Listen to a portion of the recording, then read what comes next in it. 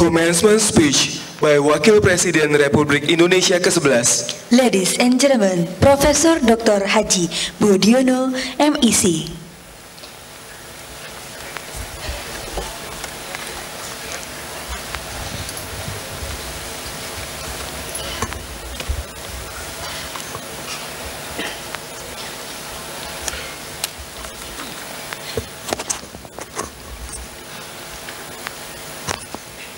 Bismillahirrahmanirrahim. Yang saya hormati Bapak Rektor, para Wakil Rektor, yang saya hormati Ketua dan anggota Majelis Wali Amanat. Di sini yang hadir Ibu Sekretaris Majelis Wali Amanat beserta beberapa anggotanya barangkali. Ketua dan anggota Senat Akademik, Ketua dan anggota Forum Guru Besar, para dekan, dan seluruh sivitas akademika Institut Teknologi Bandung yang saya banggakan. Dan saya ingin secara khusus menyapa mereka yang hari ini hatinya berbunga-bunga, para wisudawan, dan tidak lupa para anggota keluarga wisudawan yang juga sangat berbahagia dan bersyukur. Para hadirin yang saya muliakan, Assalamualaikum warahmatullahi wabarakatuh. Salam sejahtera bagi kita semua. Om Swastiastu, Salam, Namo Buddhaya, selamat pagi. Pertama, perkenankan saya menyampaikan terima kasih kepada Institut Teknologi Bandung atas undangan kepada saya untuk menyampaikan orasi pada acara wisuda sarjana hari ini. Merupakan suatu kebahagiaan dan kehormatan bagi saya dapat memenuhi undangan dari lembaga pendidikan tinggi yang sangat prestisius di negeri ini. Lembaga yang telah begitu banyak mencatat prestasi dalam pengembangan ilmu pengetahuan dan teknologi di tanah air, dan yang telah mencetak banyak sumber daya manusia profesional yang unggul. Begitu banyak para alumninya yang menduduki posisi penting dan memainkan peranan penting dalam kehidupan bangsa ini. Tidak tanggung-tanggung, dalam sejarah negeri ini kita telah dipimpin oleh 2 alumni ITB yang sebagai presidennya. Saya masukkan di sini Profesor Habibie tentu. Rekor ini paling tidak sampai saat ini belum terpecahkan oleh lembaga-lembaga pendidikan tinggi lain di tanah air. Tepuk tangan. Para wisudawan, itulah lembaga yang namanya tercetak di ijazah Anda. Suatu hal yang Anda boleh dan patut berbangga. Brand name yang akan terbawa sepanjang karier Anda. Para hadirin yang saya muliakan, sewaktu saya menerima surat dari Bapak Rektor yang meminta saya untuk memberikan orasi ilmiah, serta-merta saya bertanya pada diri saya, apa yang pantas disampaikan dalam orasi itu? Gerak refleks saya dalam abad 21 ini adalah mencari inspirasi dari Google. Browsing mengenai ITB, inilah yang saya dapati. Orasi ilmiah yang paling pertama di lembaga ini, yang pada waktu itu masih bernama Technische Hogeschool te Bandung, disampaikan oleh Profesor Schumacher pada hari Sabtu juga, 2 Juli tahun 1921. Dengan judul, kalau diterjemahkan, Konstruksi efisiensi, dan keindahan bangunan. Orasi ilmiah kedua disampaikan oleh Profesor Willem Boomstra juga pada hari Sabtu pada tanggal 1 Juli 1922 dengan judul yang lebih mengerikan, makna aksioma yang geometris. Browsing judul-judul orasi ilmiah para guru besar di lembaga ini pada tahun-tahun sesudahnya, juga saya jumpai topik-topik iptek yang berat. Many are beyond me. Oleh sebab itu, dengan hati, agar hati saya tenang, dengan izin Bapak Rektor dan saudara-saudara sekalian, saya akan menggunakan 25 menit ini untuk sekedar menyampaikan pesan-pesan kepada para wisudawan. Pesan-pesan dari seorang tua kepada anak-anaknya yang akan meninggalkan sarangnya, kampus ITB, untuk mengarungi medan kehidupan nyata. Pesan-pesan yang barangkali dapat memberikan perspektif dan tambahan motivasi bagi Anda semua. Saya akan mulai dengan satu observasi kecil. Satu hal yang saya bisa terka mendominasi pikiran para wisudawan saat ini. Seperti juga saya sendiri pernah rasakan sewaktu saya baru menyelesaikan studi saya. Yaitu pertanyaan bagaimana memulai langkah untuk memasuki arena kehidupan baru. Arena dunia nyata yang rasanya jauh lebih kompleks daripada dunia kampus dan akan penuh dengan perebutan, persaingan, dan ketidakpastian seperti yang disampaikan oleh Bapak Rektor tadi. Anda juga membaca dan mendengar bahwa sekarang ini para lulusan baru menghadapi persaingan yang sangat ketat di pasar tenaga kerja. Barangkali Anda merasa nyali Anda mulai terpengaruh bayang-bayang ini. Apabila demikian, jangan dibiarkan begitu. Bayang-bayang biasanya lebih mencemaskan daripada realita. Para wisudawan, pesan pertama saya kepada Anda adalah terima ketidakpastian itu sebagai bagian yang tak terelakkan, tak terpisahkan dari hidup manusia. Ia harus dihadapi dan direspons, bukan untuk dihindari. Ada pelajaran menarik dari dunia fisika kuantum, ilmu yang sebenarnya jauh di luar bidang yang saya tekuni. Tapi saya memberanikan diri untuk mensitir karena ada relevansinya dengan pesan saya tadi. Konon, di dunia subatomik, suatu partikel bisa berada dimanapun dan baru memilih posisinya setelah diobservasi. Ini yang disebut gejala superposition. Kehidupan kita barangkali mempunyai kemiripan dengan itu. Setiap saat dalam kehidupan kita berbagai kemungkinan terbuka. Tetapi baru kita tahu hasilnya terjadi setelah dan hanya apabila kita meresponsnya. Selama kita tidak merespons, selama itu pula kita berada dalam posisi tidak pasti, dalam status superposition. Begitu kita respons, kita menjadi tahu di mana kita berada. Dari posisi itu, kemudian terbuka kemungkinan-kemungkinan baru, superposition baru, bagi kita untuk merespons lagi. Demikian seterusnya.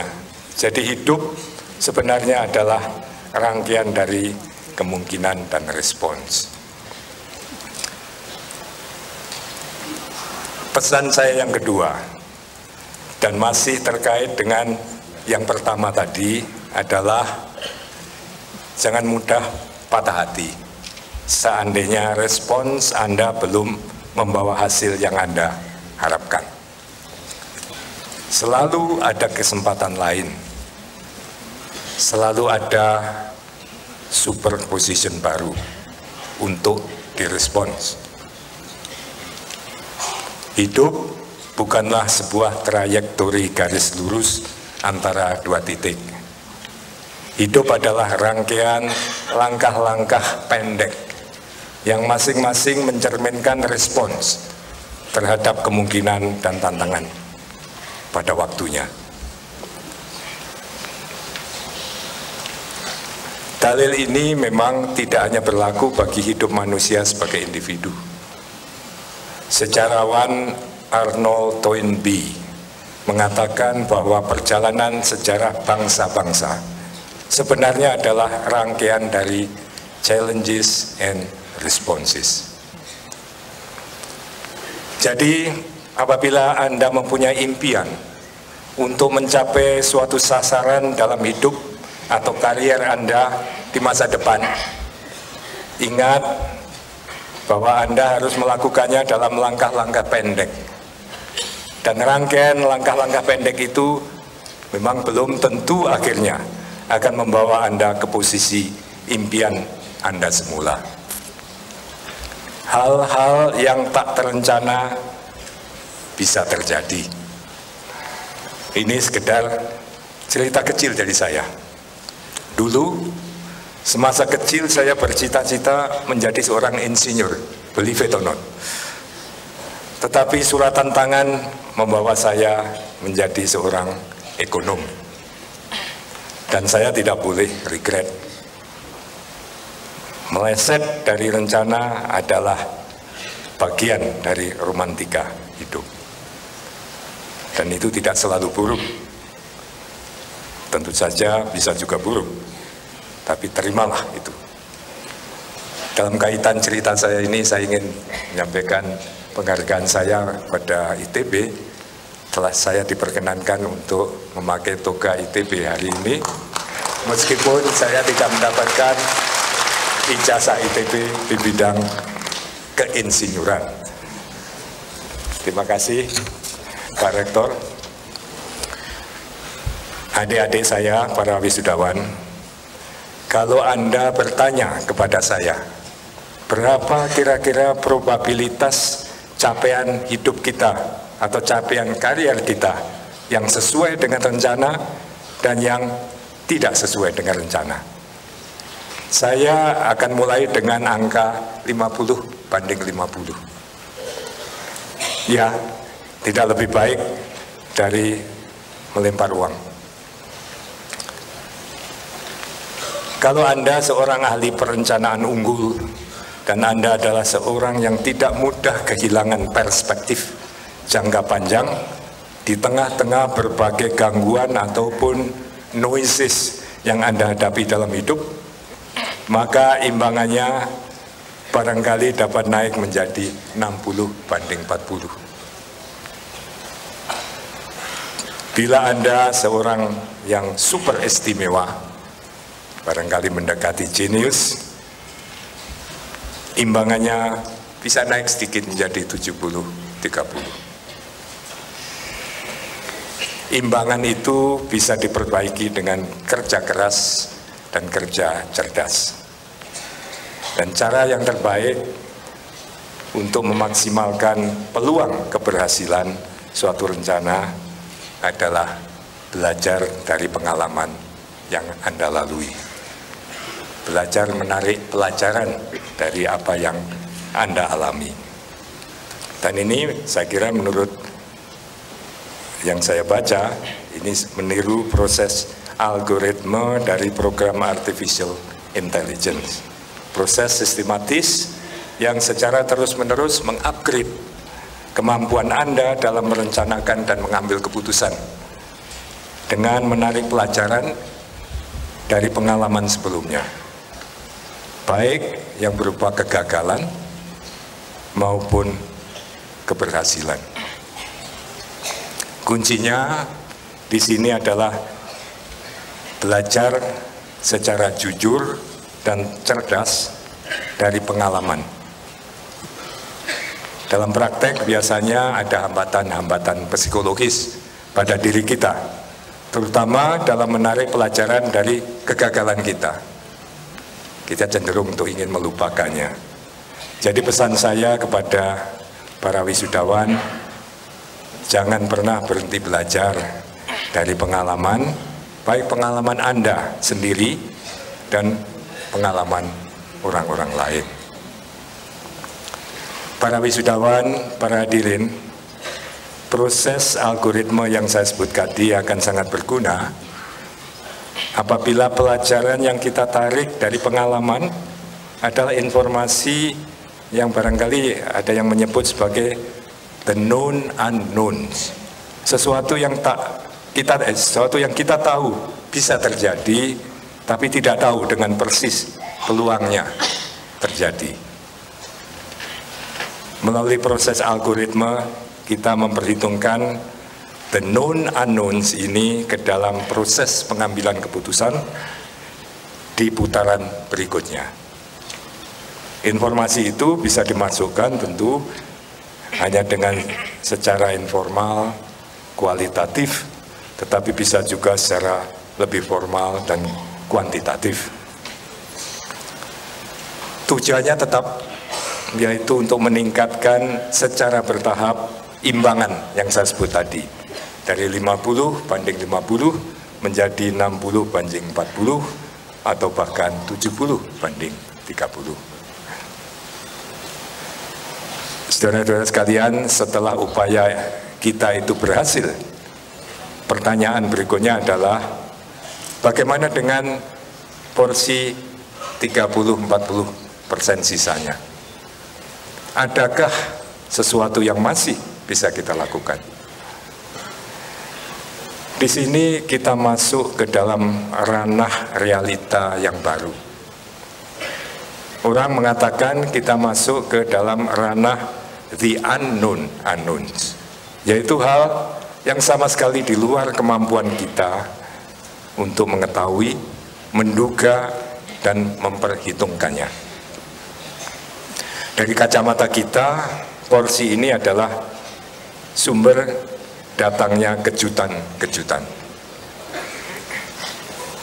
Potensi untuk menurunkan lagi ketidakpastian yang 30-40% ini barangkali masih bisa dilakukan. Antara lain kalau kita mendengar apa yang bisa dicapai dengan penggunaan teknik data analytics dan big data. Di sana bisa muncul hal-hal yang tidak terduga, yang sebelumnya kita tidak sangka. Tapi akhirnya kita tetap akan menghadapi masalah. Itu masalah yang kita sebut sebagai irreducible uncertainties, yang tidak bisa diatasi dengan metode-metode ilmiah objektif. Di sini kita harus masuk ke dunia metafisika. Apa artinya? Bagi kita, orang Indonesia umumnya, irreducible uncertainties ini kita anggap masuk dalam ranah prerogatif Sang Pencipta semesta. Manusia tinggal menerima. Seandainya kita masih ingin melakukan sesuatu, caranya adalah dengan doa. Dan selebihnya kita hanya menunggu hasilnya. Tapi apa ini cukup? Menurut saya, barangkali berbeda dengan pandangan Anda masing-masing, kita masih bisa lebih proaktif. Kita tidak sekedar memohon dengan kata-kata, tapi dengan tindakan dan perilaku nyata sehari-hari, sehingga kita masuk dalam kategori apa yang disebut sebagai manusia yang baik. Mengapa? Saya kira banyak dari kita di negeri ini yang percaya bahwa manusia yang berperilaku baik itu dekat dengan Sang Penciptanya. Thus, permohonannya kemungkinan lebih terdengar, lebih didengar. Tentu saya tidak akan mendefinisikan apa itu yang disebut dengan manusia yang baik. Saya serahkan kepada Anda masing-masing.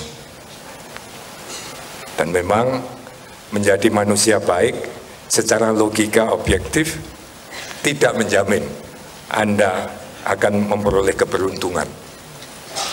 Tapi di sini kita bicara alam metafisika.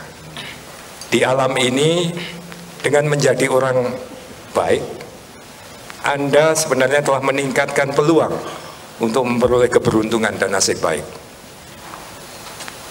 Dan menurut saya dalam konteks pengambilan keputusan seperti itu, strategi seperti yang itu yang saya sebutkan bisa diterima sebagai strategi yang optimal karena kita beroperasi mengambil keputusan di ranah the unknown unknowns. Para wisudawan, melengkapi diskursus kita, saya ingin mengingatkan Anda semua bahwa manusia dikodratkan memiliki dua sisi kehidupan yang berbeda tapi saling terkait erat, yaitu sebagai makhluk individu dan sebagai makhluk sosial. Di negeri ini, mengejar karier setinggi mungkin dan taraf kehidupan sebaik mungkin adalah hak asasi saudara, hak asasi kita semua sebagai individu. Tetapi juga kita tidak boleh lupa padanannya, yaitu bahwa peduli dan ikut serta menjaga dan memajukan negeri ini adalah kewajiban dan tanggung jawab asasi Anda dan kita semua sebagai makhluk sosial yang ditakdirkan dan kebetulan hidup di negeri ini.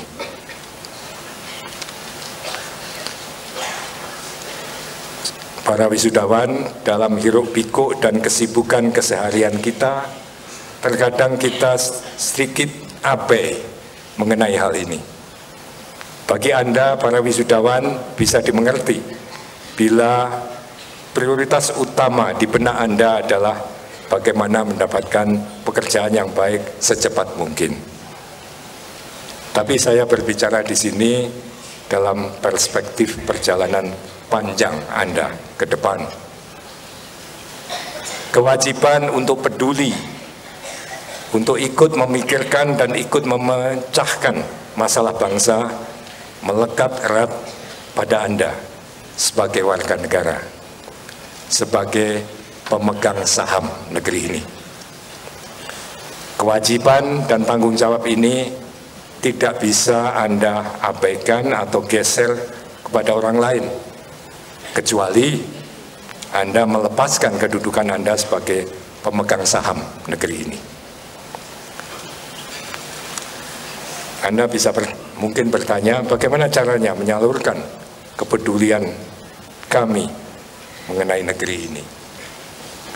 Saya mempunyai satu jawaban umum, barangkali tidak diduga oleh Anda. Jawabannya adalah Anda harus ikut aktif dalam proses politik. Politik di sini saya artikan dalam arti yang luas dan generik, yang mencakup semua kegiatan kolektif untuk mengatur dan mengelola kehidupan bersama di negeri ini. Politik adalah arena bagi setiap warga negara untuk mengaktualisasikan dirinya sebagai makhluk sosial di negerinya. Apakah kita bisa lebih spesifik mengenai hal ini? Bisa. Partisipasi yang paling konkret dan langsung dalam politik adalah apabila Anda berperan menjadi pemimpin di bidang eksekutif, legislatif, dan yudikatif di negeri ini.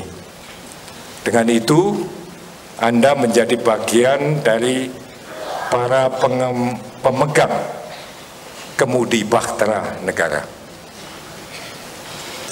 Dalam kisah negeri utopia, Plato, sang filsuf zaman Yunani kuno itu, menamakan mereka pelindung atau guardian negeri. Manusia-manusia pilihan, the best, the brightest, and the wisest.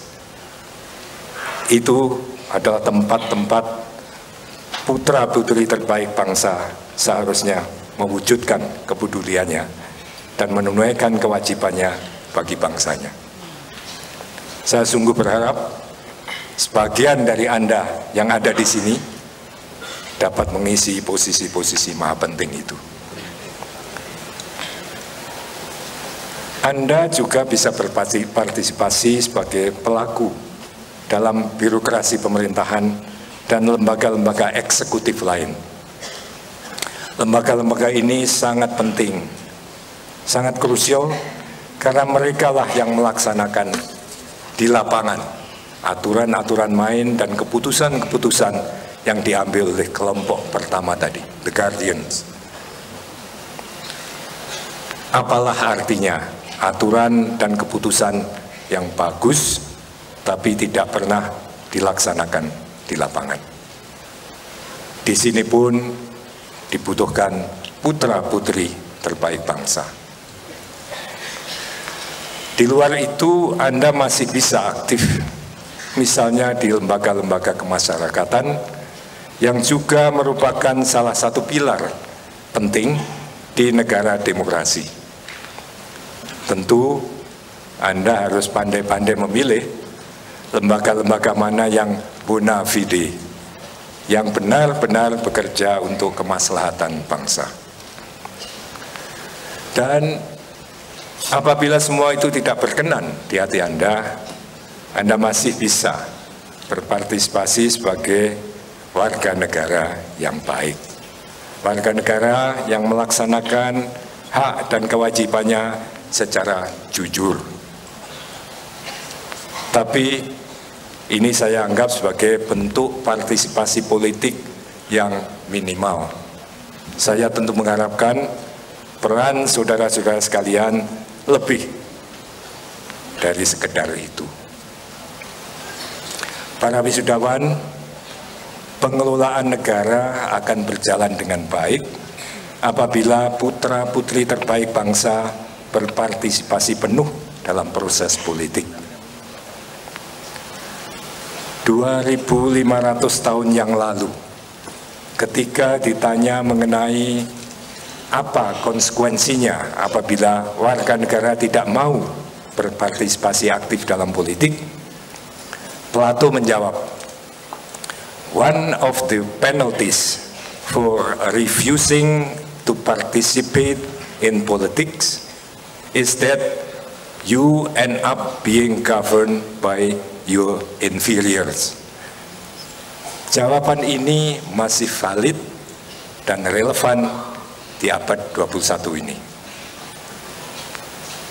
Demikianlah sekedar pesan saya kepada Anda para wisudawan. Selamat kepada Anda semua. Selamat berkontribusi bagi bangsa. Good luck. Selamat kepada ITB dan selamat juga kepada para keluarga wisudawan. Terima kasih. Wassalamualaikum warahmatullahi wabarakatuh.